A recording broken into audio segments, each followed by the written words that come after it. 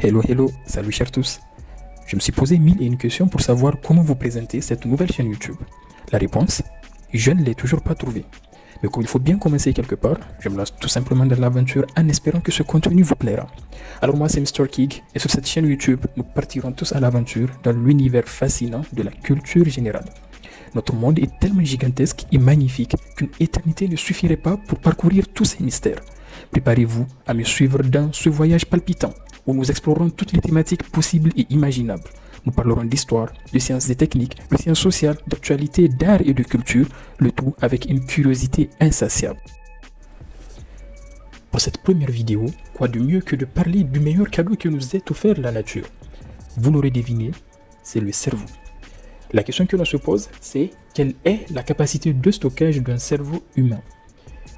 À première vue, il est difficile de réduire la complexité de notre mémoire à un simple équivalent de clé USB ou de disque dur externe. Cependant, des chercheurs californiens du Salk Institute de la Hollande ont voulu répondre à cette énigme. Au passage, le Salk Institute est l'un des premiers et meilleurs laboratoires de biologie médicale au monde. Il porte le nom de Jonas Edward Salk, né le 28 octobre 1914 à New York et décédé le 23 juin 1995 à La Jolla, aux États-Unis. Salk est un biologiste américain et il est l'inventeur du premier vaccin contre la poliomyélite. Son histoire est extraordinaire. Lorsqu'on lui demanda pourquoi il ne brevetait pas son vaccin, il répondit « Eh bien, au peuple je dirais, il n'y a pas de brevet. Pourrait-on breveter le soleil ?»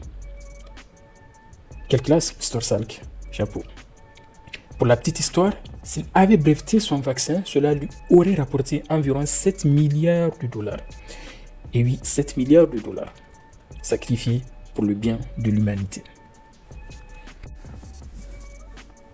Revenons à présent à notre question. Quelle est la capacité de stockage du cerveau humain?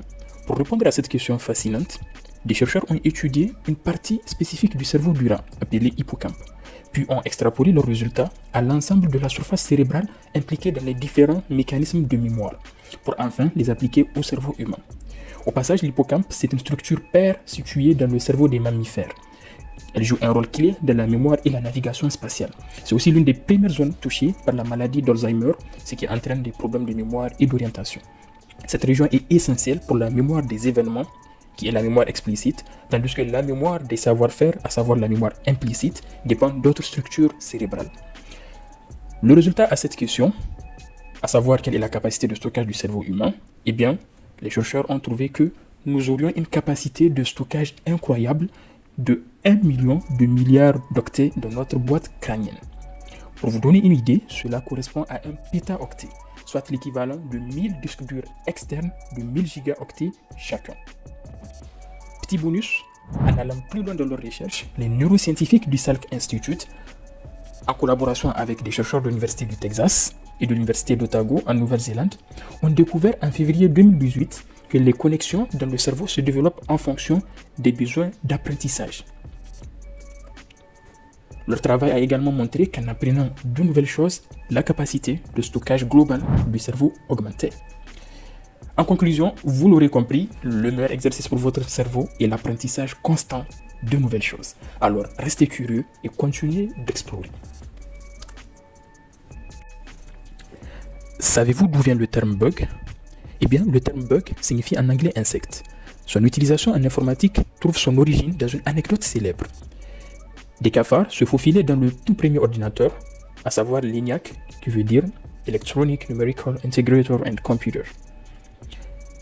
Ces petites créatures perturbaient ainsi les calculs.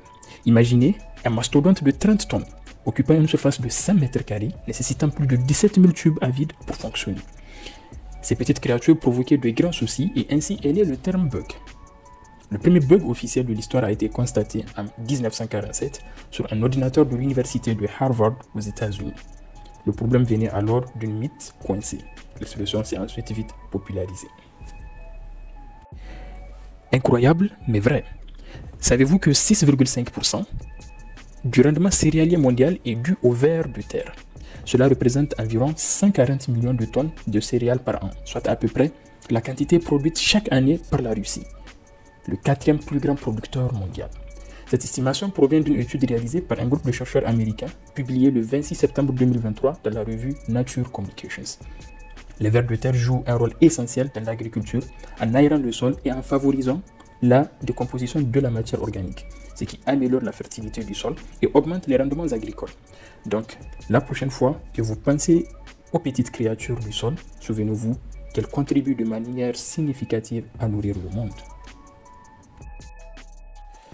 Alors voilà, c'est déjà la fin de cette toute première vidéo. Et si ce genre de contenu te plaît, n'hésite pas à t'abonner pour nous soutenir et à activer la cloche de notification pour ne rien rater de nos futures vidéos. Et je te dis à la prochaine avec Mr. Kig. Salut, salut!